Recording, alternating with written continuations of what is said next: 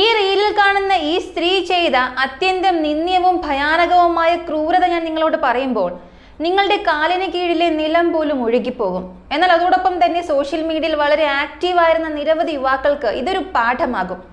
ഇന്നത്തെ കാലത്ത് പലരും ഒരാളെക്കുറിച്ച് ശരിയായി അറിയാതെയും പരിശോധിക്കാതെയും സോഷ്യൽ മീഡിയ വഴി ഒരു റിലേഷൻഷിപ്പിൽ പ്രവേശിക്കുന്നു. ചിലപ്പോൾ അവരെ കാണാനായി വലിയ ദൂരങ്ങൾ സഞ്ചരിക്കുന്നു. പക്ഷെ എല്ലാറ്റിനിടയിലും മറുവശത്തുള്ള ഉദ്ദേശം മറ്റൊന്നാണെങ്കിൽ നിങ്ങൾക്ക് അതീവ ഭീകരമായ കാര്യങ്ങൾ സംഭവിക്കാനും സാധ്യതയുണ്ട്. അത് എത്രത്തോളം ഭീകരമായിരിക്കാം എന്നുള്ളതിന് ഇന്നത്തെ ഈ മധ്യപ്രദേശിൽ നടന്ന സംഭവം തന്നെ നല്ലൊരു ഉദാഹരണമായി മാറും.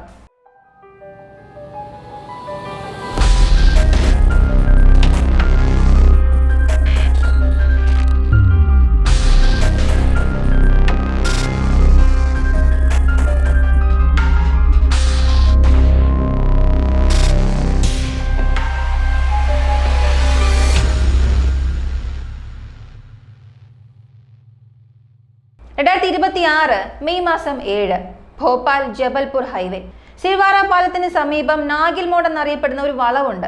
അവിടെ ഏകദേശം 40 അടി ആഴമുള്ള ഒരു കുഴിയുണ്ട്. ആഴത്തിലുള്ള ഭാഗം ഒരു കാട് പ്രദേശമാണ്. അവിടെ ഫോറസ്റ്റ് ഓഫീസർമാർ പതിവായി റൗണ്ട്സ് നടത്താറുണ്ട്. മെയ് മാസം 7-ാം തീയതി അത്തരത്തിൽ ഒരു റൗണ്ട് നടത്തുന്നതിനിടെ ആ കാടിന്റെ നടുവിൽ ഒരു ചാക്ക് കിടക്കുന്നത് ഉദ്യോഗസ്ഥർ ശ്രദ്ധിച്ചു. മുൻപ് ആ ചാക്ക് അവിടെ കണ്ടിട്ടുണ്ട്. പക്ഷെ ആരോ മാലിന്യം ഉപേക്ഷിച്ചിരിക്കാമെന്ന് കരുതി അത്ര ശ്രദ്ധ നൽകിയില്ല. എന്നാൽ ആ ദിവസം ആ ചാക്കിൽ നിന്ന് ദുർഗന്ധം വരാൻ തുടങ്ങി.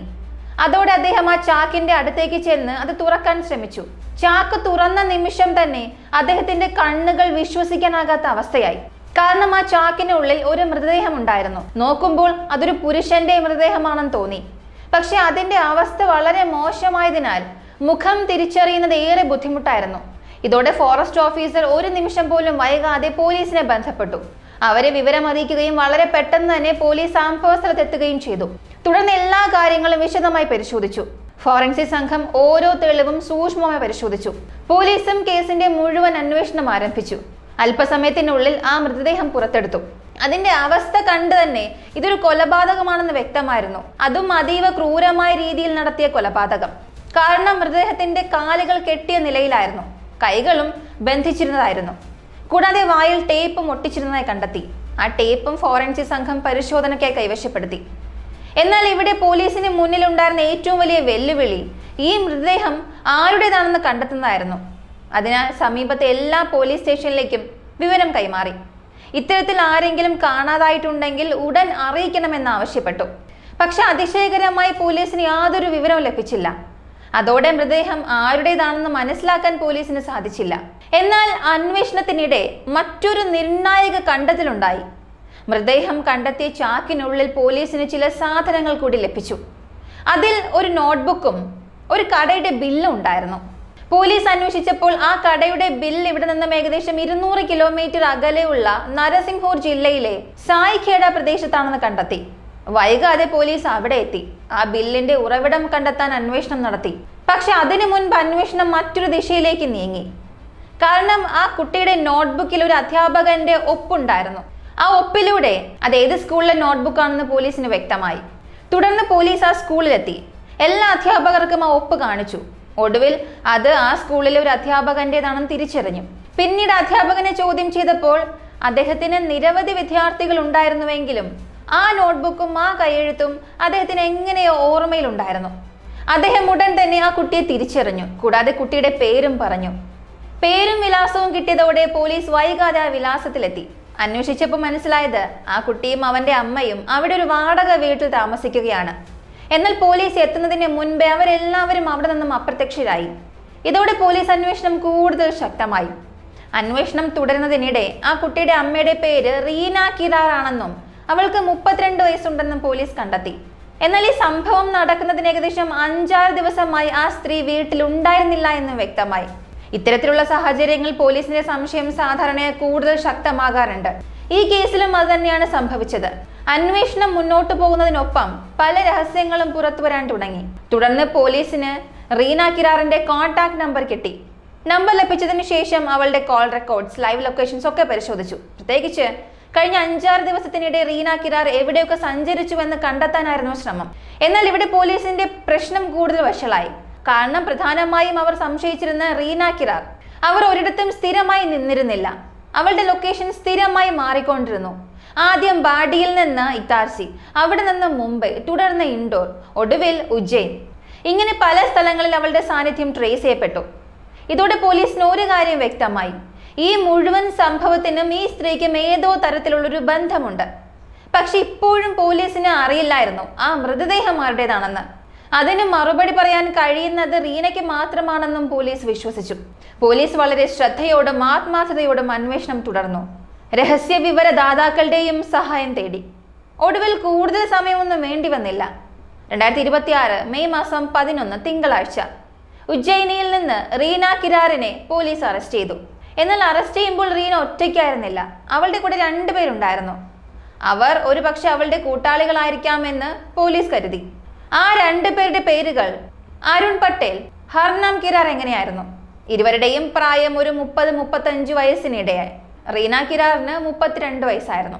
അറസ്റ്റിന് പിന്നാലെ പോലീസ് ശക്തമായി ചോദ്യം ചെയ്യൽ ആരംഭിച്ചു. അപ്പോഴാണ് ഈ കേസിൽ അതിഗൗരവമായ രഹസ്യങ്ങൾ പുറത്തു വരാൻ തുടങ്ങിയത്. മരിച്ച വ്യക്തി ആരായിരുന്നു? എന്തിനാണ് അവനെ കൊലപ്പെടുത്തിയത്? സത്യം പുറത്തു വന്നപ്പോൾ അതേറെ ഭയപ്പെടുത്തുന്നതായിരുന്നു. അന്വേഷണത്തിൽ കണ്ടെത്തിയത് റീന കിരാറിന്റെ വിവാഹം ഏകദേശം ഒരു 16 വർഷം മുൻപ് നടന്നു. അവൾക്ക് വെറും 16 വയസ്സുള്ളപ്പോഴാണ് നടന്നത്. തുടർന്ന് ഏകദേശം 10 വർഷം അവൾ അതേ കുടുംബജീവിതം തുടരുകയും ചെയ്തു. ഈ സമയത്ത് അവൾക്കൊരു മകനും ഉണ്ടായി. പക്ഷെ 10 വർഷങ്ങൾക്ക് ശേഷം അവൾ ഭർത്താവിനെ വിവാഹമോചനം ചെയ്തു. അതിനുശേഷം കുടുംബത്തിൽ നിന്നും വേർപിരിഞ്ഞ് ഒരു വാടക വീട്ടിൽ മകനോടൊപ്പം താമസിക്കാൻ തുടങ്ങി. ഈ കാലയളവിൽ സോഷ്യൽ മീഡിയയിൽ സജീവയായിരിക്കുക റീനയ്ക്ക് ഒരുപാട് ഇഷ്ടമായിരുന്നു. ഏകദേശം 4 വർഷങ്ങൾക്ക് മുൻപ്, അഥവാ 2022-23 കാലഘട്ടത്തിൽ റീനയുടെ പോസ്റ്റുകളും വീഡിയോകളും സ്ഥിരമായി ലൈക്ക് ചെയ്യാൻ തുടങ്ങിയ ഒരു ഫോളോവർ ഉണ്ടായിരുന്നു. അവന്റെ പേര് വീർ ചാട്ട്. രാജസ്ഥാനിലെ ഹിൽവാരി സ്വദേശിയായിരുന്നു അവൻ. എന്നാൽ ഏറ്റവും ഞെട്ടിപ്പിക്കുന്ന ഒരു സത്യം എന്തെന്നാൽ, പോലീസിന് ചാക്കിൽ നിന്നും ലഭിച്ച ആ ഡെഡ് ബോഡി അത് വീർ ചാട്ടിൻ്റെതായിരുന്നു. ഇതോടെ പ്രധാന ഒരു ചോദ്യം ഉയർന്നു: എന്താണ് യഥാർത്ഥത്തിൽ സംഭവിച്ചത്? എന്തുകൊണ്ടാണ് റീന കിരാർ തന്റെ 2 കൂട്ടാളികളുമായി ചേർന്ന് വീർ ചാട്ടിനെ കൊലപ്പെടുത്തിയത്? അതിനു മുൻപ് പോലീസ് വീർ ചാട്ടിന്റെ കുടുംബത്തെ സമീപിച്ചു. ഭിൽവാരയിൽ അന്വേഷണത്തിനിടെ വീർ കാണാതായതിനെ കുറിച്ച് കുടുംബം മുൻപേ പരാതി നൽകിയിരുന്നു എന്ന് കണ്ടെത്തി. തുടർന്ന് കുടുംബാംഗങ്ങളെ വിളിച്ചു വരുത്തി. വീറിന്റെ ചെരുപ്പും വസ്ത്രങ്ങളും കാണിച്ചു. അവ പരിശോധിച്ച ശേഷം കുടുംബം സ്ഥിരീകരിച്ചു അത് അവരുടെ മകൻ വീർ തന്നെയാണെന്ന്. തിരിച്ചറിയൽ നടപടികൾ പൂർത്തിയായതിനു ശേഷം മൃതദേഹം കുടുംബത്തിന് കൈമാറി. മറുവശത്ത് പോലീസ് ചോദ്യം ചെയ്യൽ ശക്തമാക്കി. അന്വേഷണത്തിൽ കണ്ടെത്തിയത് ഇതേ സമയത്താണ് റീനയും വീറും തമ്മിൽ സംസാരിക്കാൻ തുടങ്ങിയത്. ആദ്യം വീർ റീനയുടെ സോഷ്യൽ മീഡിയ പോസ്റ്റുകൾ ലൈക്ക് ചെയ്യുകയും അതിൽ കമന്റ് ചെയ്യുകയും ചെയ്തു. ക്രമേണ റീനയും അതിന് പ്രതികരിക്കാൻ തുടങ്ങി. അവൾ അവന്റെ കമന്റുകൾക്ക് ലൈക്ക് ചെയ്യാൻ തുടങ്ങി. അതോടെ വീറിന് റീനയിൽ നിന്നും ശ്രദ്ധ ലഭിക്കുന്ന തോന്നലുണ്ടായി. പിന്നീട് അവൻ തുടർച്ചയായി അവളുടെ പോസ്റ്റുകൾ ലൈക്ക് ചെയ്യുകയും കമന്റ് ഇടുകയും ചെയ്തു. ഇങ്ങനെ ക്രമേണ വീർ റീനയുടെ ശ്രദ്ധയിൽപ്പെടാൻ തുടങ്ങി. പിന്നീട് റീന അവന്റെ കമന്റുകൾക്ക് സ്ഥിരമായി മറുപടി നൽകാൻ തുടങ്ങി. അതോടെ ഇരുവരും ചാറ്റിലൂടെ സംസാരിക്കാൻ തുടങ്ങി. പിന്നീട് അവർ കോൺടാക്ട് നമ്പറുകൾ കൈമാറി. അങ്ങനെ ഇരുവരും കൂടുതൽ അടുത്തു. സംസാരങ്ങൾ കൂടുകയും പിന്നീട് നേരിൽ കാണലുകൾ തുടങ്ങുകയും ചെയ്തു. വീർ ഏകദേശം 900 കിലോമീറ്റർ ദൂരം താണ്ടി. പ്രത്യേകിച്ച് റീനയെ കാണാൻ വേണ്ടി മാത്രം മധ്യപ്രദേശിലേക്ക് വരാറുണ്ടായിരുന്നു. അവളോടൊപ്പം സമയം ചിലവഴിക്കുകയും പിന്നീട് വീട്ടിലേക്ക് മടങ്ങുകയും ചെയ്തു. അന്നുവരെ എല്ലാം സാധാരണ രീതിയിലായിരുന്നു. എന്നാൽ ഈ ബന്ധത്തെക്കുറിച്ച് പിന്നീട് അരുൺ പട്ടേൽ അറിഞ്ഞു. ഇപ്പൊ നിങ്ങൾക്കൊരു സംശയം തോന്നാം, ആരാണ് ഈ അരുൺ പട്ടേൽ? ഇതിനിടയിൽ അരുൺ പട്ടേൽ എങ്ങനെ വന്നു? യഥാർത്ഥത്തിൽ അരുൺ പട്ടേൽ റീന കിരാറിന്റെ അമ്മാവിയുടെ മകനായിരുന്നു. എന്നാൽ ബാല്യകാലത്തിൽ ഇവർ തമ്മിൽ ഒരു പ്രണയബന്ധം ഉണ്ടായിരുന്നു. സമയം കടന്നുപോയപ്പോൾ അവർ ബന്ധുക്കളാണെന്നും ഒരു രീതിയിൽ സഹോദരൻ സഹോദരികളാണെന്നും മനസ്സിലായി. അതിനാൽ ഇവർക്ക് വിവാഹം സാധ്യമല്ലെന്ന് തിരിച്ചറിഞ്ഞു. അതോടെ അവർ വേർപിരിഞ്ഞു. തുടർന്ന് റീനയുടെ വിവാഹം 16-ാം വയസ്സിൽ നടന്നു. പക്ഷെ വിവാഹമോചനത്തിന് ശേഷം ഇവർ വീണ്ടും അടുത്തു വരാൻ തുടങ്ങി. അരുൺ പട്ടേൽ റീനയെ അതീവമായി സ്നേഹിച്ചിരുന്നുവെന്ന അന്വേഷണത്തിൽ വ്യക്തമായി. അവൾ തന്റെ ജീവിതത്തിൽ തനിക്ക് മാത്രമായിരിക്കണമെന്നായിരുന്നു അരുൺ പട്ടേലിന്റെ ആഗ്രഹം. അതുകൊണ്ട് തന്നെ അവൻ റീനയ്ക്ക് ഒരു XUV 700 കാർ സമ്മാനമായി നൽകി. ഒരു iPhone സമ്മാനിച്ചു. കൂടാതെ നിരവധി സ്വർണ്ണാഭരണങ്ങളും അവൾക്ക് വാങ്ങിക്കൊടുത്തു. ഇങ്ങനെ റീനയുടെ എല്ലാ ചിലവുകളും വഹിച്ചിരുന്നത് ഒരു തരത്തിൽ അരുണായിരുന്നു. സമയം കടന്നുപോയതോടെ കാര്യങ്ങൾ മുന്നോട്ട് പോയിക്കൊണ്ടിരുന്നു. എന്നാൽ അതിനിടെ റീന വീർ ചാട്ടുമായും ഒരു ബന്ധത്തിലേക്ക് കടന്നു. കുറച്ചു കാലം കഴിഞ്ഞപ്പോൾ അരുണിന് കാര്യങ്ങളെല്ലാം മനസ്സിലായി. ഇതോടെ ഇരുവരും തമ്മിൽ തർക്കങ്ങളും വഴക്കുകളും തുടങ്ങി. അരുണും റീനയും തമ്മിലുള്ള സംഘർഷം അത്രയും ശക്തമായി വളർന്നു. ഏകദേശം 2 വർഷങ്ങൾക്ക് മുൻപ് അത് പോലീസ് സ്റ്റേഷനിൽ എത്തുവരെ പോയിരുന്നു. എന്നിരുന്നാലും പിന്നീട് കാര്യങ്ങൾ വീണ്ടും പഴയപടി തുടരുകയായിരുന്നു. പക്ഷെ റീനയുടെ സ്വാർത്ഥത എവിടെയോ അരുണുമായി ബന്ധപ്പെട്ടിരുന്നു, പ്രത്യേകിച്ച് സാമ്പത്തിക സുരക്ഷ. അതുകൊണ്ട് തന്നെ അവൾ വീണ്ടും വീണ്ടും അരുണുമായി സംസാരിക്കാൻ തുടങ്ങി, എല്ലാം സാധാരണ നിലയിലാക്കാൻ ശ്രമിച്ചു. എന്നാൽ ഇതേ സമയം റീനയും അരുണും തമ്മിലുള്ള യഥാർത്ഥ ബന്ധത്തെക്കുറിച്ച് വീർജാഡ് മനസ്സിലാക്കി. റീന തന്റെ സ്വന്തം ബന്ധുവുമായാണ് ബന്ധത്തിലായിരിക്കുന്നതെന്ന് മനസ്സിലായപ്പോൾ അത് വീറിനെ വളരെ അസ്വസ്ഥനാക്കി. കാരണം അന്നേക്കും അവൻ റീനയെ വളരെ ഗൗരവമായി കാണാൻ തുടങ്ങിയിരുന്നു. അതിനുശേഷം അവൻ പ്രതിഷേധിക്കാൻ തുടങ്ങി. അവരെ പൊതുവിൽ അപമാനിക്കുമെന്നൊക്കെ ഭീഷണിപ്പെടുത്തി. ഒരു സ്ത്രീ സ്വന്തം സഹോദരനോട് ഇത്തരത്തിലുള്ള ബന്ധത്തിൽ ഏർപ്പെടുന്നു എന്ന് എല്ലാവരോടും തുറന്നു പറയുമെന്നവൻ പറഞ്ഞു. കാര്യങ്ങൾ ഇങ്ങനെ ഗുരുതരമാകാൻ തുടങ്ങിയപ്പോൾ അരുൺ പട്ടേലിനും മതിയായ ദേഷ്യം വന്നു. മറുവശത്ത് റീനയ്ക്കും അത് ഭയപ്പെടുത്തുന്ന അവസ്ഥയിലായി. ഒടുവിൽ ഇരുവരും ചേർന്ന് വീർജാട്ടിനെ അവരുടെ ജീവിതത്തിൽ നിന്നും ശാശ്വതമായി നീക്കാനുള്ള പദ്ധതികൾ തയ്യാറാക്കി. അരുൺ പട്ടേലിനെതിരെ മുൻപും ആളുകളെ ഭീഷണിപ്പെടുത്തിയതും പീഡിപ്പിച്ചതുമായ നിരവധി കേസുകൾ രജിസ്റ്റർ ചെയ്തിട്ടുണ്ട്. ഇത്തരത്തിൽ സ്വഭാവമുള്ള ഒരാൾ ഭാവിയിൽ അതേ രീതിയിലുള്ള കാര്യങ്ങൾ ചെയ്യാൻ സാധ്യതയുണ്ടെന്നത് വ്യക്തമായിരുന്നു. അതിനുശേഷം എല്ലാ പ്രശ്നങ്ങളും തീർപ്പാക്കണം എന്ന പേരിൽ റീന വീർജാഡിനെ വീട്ടിലേക്ക് വിളിച്ചു വരുത്തി. അവൾ അവനോട് താൻ ഇനി വീറിനോടൊപ്പം താമസിക്കാനാണ് ആഗ്രഹിക്കുന്നതെന്നും പറഞ്ഞു.